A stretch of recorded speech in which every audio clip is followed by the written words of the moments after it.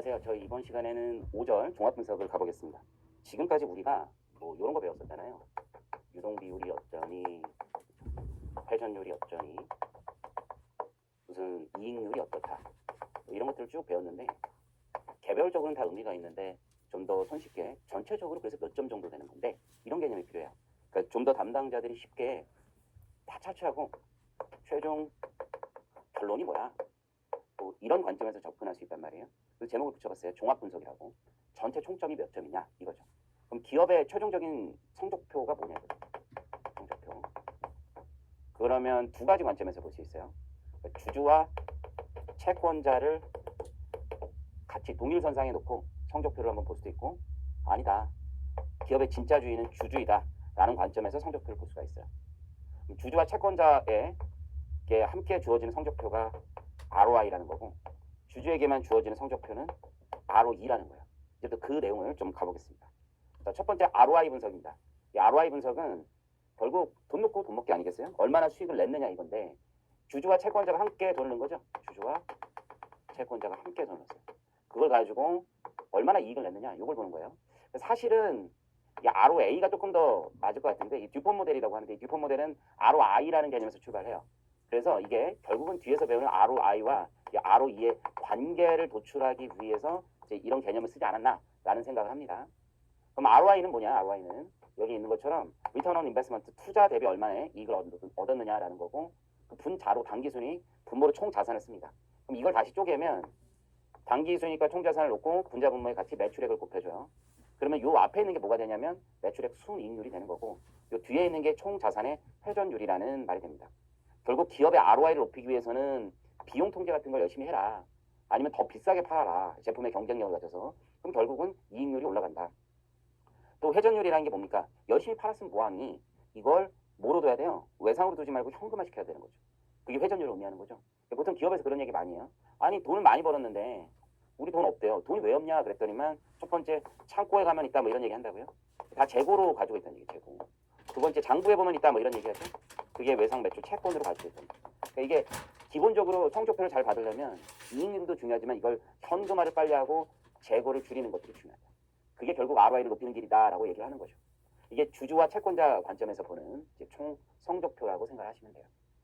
그래서 ROI 분석의 유용성, 우리 교재에 나와 있는 거 잠시 체크해보면 수익성과 활동성 비율을 함께 보는 거예요. 그리고 듀폰 모델에선 세부적인 관리 수준을 제시했다는 게 이런 거였는데요. 조금 앞으로 보면 예를 들어서 총 자산 회전율은 결국 총 자산분의 분모 매출액인데, 이거를 되게 잘게 쪼개요. 총 자산이라는 게 결국은 현금, 채권, 재고, 유형 이렇게 다 구성되어 있는 거잖아요. 매출액. 그러면 뭐 채권 회전율, 재고 회전율, 유형 자산의 회전율 뭐 이런 식으로 다 쪼개서 분석을 하는 개념을 말해요. 그걸 뭐라고 하냐면 세부적인 관리 수준을 제시했다. 이렇게 표현하고 있는 겁니다. 기업의 실제 수익률이 목표 수익률에 미치지 못한다. 그러면 그 원인을 이런 식으로 규명을 해간 거예요. ROI 분석은 기업의 총자산 수익률을 극대화하기 위한 전략 수립에 아주 유용한 방법이라고 보여지는 거예요. 이러한 ROI 모델을 좀 더 확대한 것이 ROE 분석입니다. 이거는 이제 주주에게 주어지는 성적표라고 생각하시면 돼요. 결국 주주에게 리턴이 얼마나 받느냐. 그러니까 자기 자본의 수익률로 가는 거예요. 그래서 분모를 여기 보시는 것처럼 자기 자본으로 분자를 당기순이익으로 갑니다. 늘 손익계산서에 있는 금액과 BS에 있는 금액을 맞춰볼 때는 평균으로 하자고 했었죠. 아까 ROI도 마찬가지로 다 평균으로 하는 거예요. 그래서 요 ROE 분석을 조금 더 우리 좀 세세하게 분류해보면 자기 자본을 분모로 분자를 당기순이익으로 했으니까 다시 매출액으로 쪼개보면 되겠죠. 그리고 다시 이걸 쪼개보면 최종적인 이런 공식이 나와요. 매출액 순이익률 곱하기 총 자본의 회전율. 총 자본이라는 게 총 자산을 말하는 거죠. 거기에 마지막 레버리지를 얼마나 일으켰느냐까지 나오는 거예요. 이게 1 플러스 부채 비율까지 반영이 되는 개념입니다. 1 플러스 부채 비율이 들어간다는 건 레버리지가 들어갔다는 얘기고, 이걸 통해서 우리가 ROI와 ROE의 관계를 통해서 어떤 분석이 가능하다 이거죠.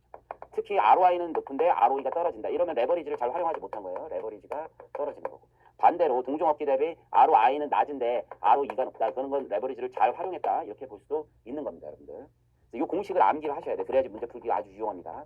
아주 많이 나오는 공식입니다.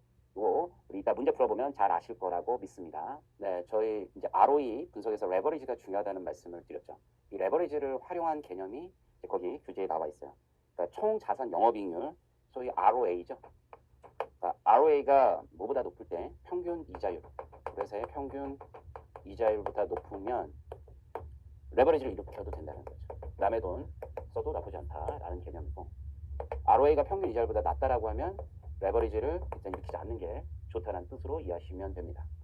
그래서 ROA와 평균 이자율의 관계를 가지고 레버리지를 어떻게 활용할지를 우리가 볼 수 있습니다. 레버리지라는 게 우리 부채를 이용하는 것과 관련된 내용이라고 보시면 돼요. 어쨌든 이거는 재무적 수치를 가지고 이제 얘기를 하는 건데, 최종적인 결국 돈을 잘 벌었다라는 건 좋은데, 우리 채권자 입장에서는 이 회사 돈 잘 벌었는지 사실 크게 관심 없을 수 있어요. 왜 그러냐면 채권자 입장에서는 이 회사에 돈을 빌려줘서 안정적으로 자기 대출해준 것만 회수하면 아무 문제 없단 말이에요. 그런 측면에서 가본다라는 거죠. 그래서 우리가 점수를 준다 이거예요. 야, 유동성 비율 하나만 보지 말고, 부채 비율 하나만 보지 말고, 회전율 하나만 보지 말고 전체적인 종합 점수를 줘보자라고 한 게 이제 지수법이라는 거예요. 인덱스를 만들었다는 거죠. 그러니까 각각의 중요한 내용이 있을 거 아니에요. 예를 들어서 유동 비율이다, 부채 비율이다, 각각의 점수를 줘서 그 총점을 내서 총점이 몇 점 이상이면 괜찮다라고 보는 걸 우리가 지수법이라고 얘기를 해요. 그런 지수법을 맨 처음에 이제 얘기한 게 월입니다. 월. 시험 문제 이게 꼭 한 문제씩 나오더라고요. 그래서 월의 지수법이 있고 우리 트랜젠트의 지수법이 있어요.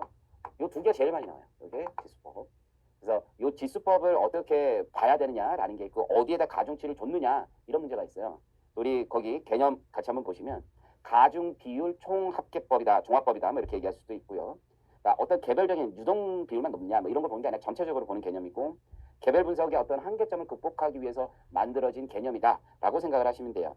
그 평가 절차는 한번 읽어보시면 되고, 우리 시험 문제는 지수법의 종류와 한계, 특히 종류의 의의에 대해서 많이 나옵니다. 그래서 월의 지수법, 트렌트의 지수법 이렇게 나뉘고, 월의 지수법은 이것만 잘 기억하시면 재무 안정성을 확인하는데 가중치를 줬다. 트렌트의 지수법은 주로 경영 효율성을 보는데 가중치를 뒀다라고 생각을 하시면 돼요. 그럼 각자 보는 포인트가 다른 거예요. 재무 안정성이니까 자, 여신 쪽, 즉 은행 쪽에서 많이 보는 거죠. 채권자들이 한번 보는 거예요. 근데 이 경영의 효율성이니까 회사의 경영자가 주로 보는 관점이다라고 생각을 하시면 됩니다. 재무 안정성에 초점을 뒀으니까 어디에다 뒀겠어요? 야, 유동성, 단기 지급 능력 좋은가? 뭐 이런 거 있잖아요. 유동성에도 두고, 부채 비율 이런 데다 가중치를 많이 둔 거예요. 그렇다고 뭐 이것만 보는 건 아니에요. 회전율도 좀 보지만 가중치를 여기다 뒀다는 얘기예요. 이쪽은 경영 효율성이니까 회전율 등의 가중치를 둔 거라고 보시면 돼요. 그래서 재무 안정성에 가중치를 둔 비율이 뭐냐, 경영 효율성에 가중치를 둔 비율이 뭐냐, 이런 것들이 시험에 아주 많이 나온다라고 보시면 됩니다. 자, 그 다음에 브리차트는 뭐냐면, 브리차트는 어떤 개별적인 주관적인 측면을 많이 봅니다. 그래서 평가자의 주관성에 따라서 가중치를 선택할 수 있는 방향입니다. 우리 교재 같이 보시면, 그래서 월 같은 경우는 가중치를 어디에다 많이 뒀어요? 100점 중에 유동 비율, 부채 비율 많이 두고, 트렌트는 회전율 쪽에 가중치를 많이 줬잖아요. 브리차트 모형은 그냥 각자 선택하는 겁니다. 평가자의 주관이 좀 더 많이 들어갔죠. 어차피 지수법 자체는 활용하기 쉬운 거예요. 그냥 결론만 몇 점 이상이면 되고 몇 점 이하면 안 되는 건데, 몇 점 미만이면 안 되는 건데, 그 중에서 가중치는 어차피 임의적인 거예요. 그러니까 주관적이라는 측면은 극복할 수가 없습니다. 다만 활용이 좀 더 쉽다라는 데 포인트가 있습니다. 자, 요 포인트 한번 보시고요. 자, 기업체 종합 평가표 분석이라는 건 뭐냐면, 이런 거 말고 그냥 은행에서 개별적으로 각자 브리차트 모형 비슷한 거죠. 전산으로 그냥 어디가 점수가 더 좋고 어디가 안 좋은지를 판단해 놓은 모형이라고 생각을 하시면 됩니다. 그래서 우리 교재 보시면 기업체 종합 평가표 분석은 보통 100점으로 구성되어 있고, 80점 이상인 기업에게는 우대금리, 우리가 가산금리 뭐 있잖아요. 우대금리 적용하고, 40점 이하인 회사에 대해서는 아예 대출을 제한하자, 뭐 이런 모델이라고 보시면 돼요. 자, 기업의 부실 예측 모형이라는 게 있습니다. 우리가 이런 거 알고 싶잖아요. 은행 같은 데서 회사에 돈을 빌려주는데 이 회사의 부도 발생 가능성이 얼마나 되느냐, 요런 거 확인하고 싶어서 만든 모델이에요. 그걸 이제 전체적으로 기업 부실 또는 경제 실패라고 얘기를 하고 있습니다. 교재 한번 보시면 corporate finance distress는 그 기업 부실을 말하고, 경제적 실패에 있거나 지급 불능 상태에 있거나 법원의 파산 선고를 받는 거를 총칭하는 좀 더 광범위한 개념입니다. 그래서 이 용어가 시험에 잘 나와요. 기업 부실이라는 그 용어 자체의 정의가 어떻게 되느냐. 그래서 거기 세 가지 정도 있잖아요. 마지막 파산까지 그 세 가지를 여러분 넘버링해서 다시 한번 보겠습니다. 경제적 실패에 있거나 지급 불능 상태에 있거나 파산. 그러니까 초기 단계는 경제적 실패예요. 그러다가 이제 결국 지급 불능까지 가는 거죠. 그리고 마지막 파산까지 가는 개념이 기업 부실이다. 이거의 광범위한 개념, 이 모두를 말하는 걸 말합니다. 파산이 가장 높은 단계죠, 실제. 그래서 회사는 경제적 실패가 생긴다는 건 점점 부실이 쌓여간다는 뜻이에요. 그래서 이 버는 것보다 쓰는 게 더 많아요. 뭐 가정 경제도 마찬가지겠죠. 버는 것보다 쓰는 게 많으면 어디서 대출을 받아와야 되고 자금 수요를 받아야 되겠죠. 그래서 와크가 자본 조달 비용이 IR보다 더 높아요. 동종업계 평균 투자 수익률보다도 낮아요. 그럼 기업의 부실이 스타트되는 경제적 실패 과정이 있습니다. 그러다 지급불능 파산까지 가는 거죠. 그럼 그 부실화 과정을 이제 좀 설명을 드렸고 결국 이제 지급불능 단계 쪽에 오면 기업은 구조조정을 할 수밖에 없습니다. 그 부실화 과정에 보면 일시적으로 부실화될 수가 있어요. 그러니까 단기적인 유동성이 부족할 때 그럴 수 있습니다. 거기 보시는 것처럼 그걸 기술적 지급불능 상태 이렇게 부르고요. 실질적 지급불능 상태도 있습니다. 그것은 부도 파산까지 간 걸 의미합니다. 그럼 그 과정에서 이제 기업들은 구조조정이라는 걸 하죠. 구조조정. 이게 상식적인 측면에서 잘 나오는 거예요. 기업의 구조조정 방식이 뭐가 있습니까? R&D나 경비 같은 걸 줄이는 거죠. 아니면 자산을 매각할 수도 있죠. 그래서 회사 돈 갚아라라고 하면서 금융기관이 제한할 수 있는 게 뭐냐 이런 게 시험에 잘 나오는데 자산 매각도 들어가는데 공장을 매각해라 이런 건 안 돼. 그러면 앞으로 뭘 해먹고 살아요. 그래서 여기서 말하는 자산은 공장 같은 걸 얘기하는 게 아니라 비업무용 자산 이런 거 얘기하는 거예요. 비업무용 자산 이런 거 얘기한다라고 보시면 돼요. 그래서 기본적으로 내부 유보 자산이라고도 얘기합니다. 이런 걸 내부 유보 자산. 아니면 다른 회사 주식 가지고 있거나 다른 회사 주식 가지고 있으면 그거 팔아라. 아니면 장기 금융상품 있으면은 그거 만기까지 기다리지 말고 우리 갚아라. 뭐 이런 것들이 있죠. 이렇게 어려운데 주주에게 모처럼 배당금을 주니 배당금을 제한해라. 이런 것들이 대표적인 금융기관이 제한할 수 있는 구조조정 과정입니다. 기업의 부실화, 지급 불능 상태, 파산 가기 전에 이러한 활동을 통해서 좀 우리 채권 회수가 가능하도록 하고 기업 나름대로는 이걸 통해서 지금 경제적 실패가 발생하고 있잖아요. 우리 비용보다 이제 수익보다 비용이 더 많은 상태니까 이제 이런 것들을 좀 개선해서 살아남아야 되지 않겠습니까? 그런 과정이라고 보시면 돼요. 자, 우리 또 학자들이 있잖아요. 학자들이 또 그런 걸 해보는 거예요. 어떤 예측 모형. 야, 어떤 회사들의 징표가 있으면 이게 결국은 1년 후에 부도 날 것 같다. 5년 후에는 진짜 파산할 것 같다. 뭐 이런 걸 모델링한 사람들이 있어요. 그러니까 재무 자료를 보고 현재 이 회사의 유동비율이 몇 프로 이하고 부채 비율이 몇 % 이상이고 수익률이 몇 프로 이하다라고 하면 어떤 트렌드를 쭉 보고서는 이 회사는 곧 망한다. 이런 걸 예측하는 모형들이 있습니다. 그 모형이 여러 가지 있는데 가장 대표적인 판별 모형들이 뭐 예를 들어서 Z-스코어, 제타 모형 뭐 이런 것들이 있습니다.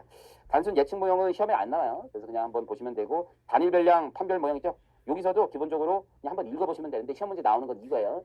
소위 말하는 이제 통계학에서 말하는 오류죠. 알파 오류, 베타 오류 뭐 이런 것들인데 회사는 점수를 내서 금융부에서 대출하려고 점수를 냈는데 야, 이거 5년 안에 부도 난다. 1년 안에 부도 난다. 그러면 대출하지 말아야 될 거 아니에요. 이제 그와 관련된 거예요. 그래서 점수가 되게 낮아서 우리는 부실기업이라고 판단을 했는데 그러니까 점수가 되게 높은 거죠. 높아서 정상기업이라고 회사는 판단했는데 실제는 부실기업이에요. 이러면 대출 실패죠. 대출 실패. 대출 실패라는 건 뭐예요? 대출해주면 안 되는 회사에 대출해준 거죠. 그래서 보통 이런 걸 사람들이 알파 오류 이렇게 얘기도 하죠. 통계학에서는. 이거 베타 오류라고 하죠.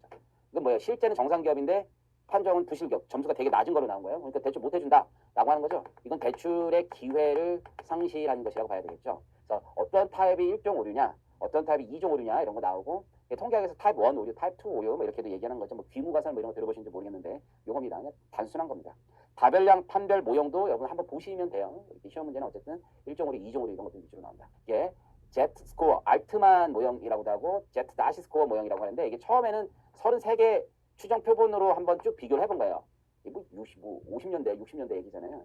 이게 파산이 어떤 기업들이 하느냐, 어떤 징후가 있느냐, 징표가 있느냐, 뭐 이런 거 따져보는 거거든요. 그런 거 열심히 따져본 거예요. 그리고 나서 그걸 변형해서 프라이빗 컴퍼니 비상장 기업만 가지고 한 거예요. 그래서 요 두 개에서 핵심은 비상장 기업. 그래서 Z 그냥 변형 모델. 제타 모형은 핵심 키워드가 대기업입니다. 여기 대기업의 명문펜 쳐두시고요. 한국어는 이건 나오진 않더라고요. 요 세 개 중에서 구별하실 수 있으면 되지 않을까 싶습니다. 정답 지문은 이 세 개 안에 보통 있어요. 그중에 키워드는 최초, 비상장 기업, 그 다음에 제타. 그래서 요 기준. 그래서 기업 부실 판별 모형까지 함께 봤고요. 자, 이제 우리 개념 완성 문제 한번 풀어보겠습니다. 개념 완성 문제 첫 번째 문제입니다. ROI 분석은 기업의 자기 자본 수익률을 극대화하기 위한 전략 수립. 듀폰 모델이 기업의 수익을 극대화하기 위한 전략 수립에는 맞는 모델인데 이게 ROI하고 ROE 모델이 있잖아요. ROI 모델은 자산을 기준으로 하는 거고 ROE 모델은 자기 자본이죠.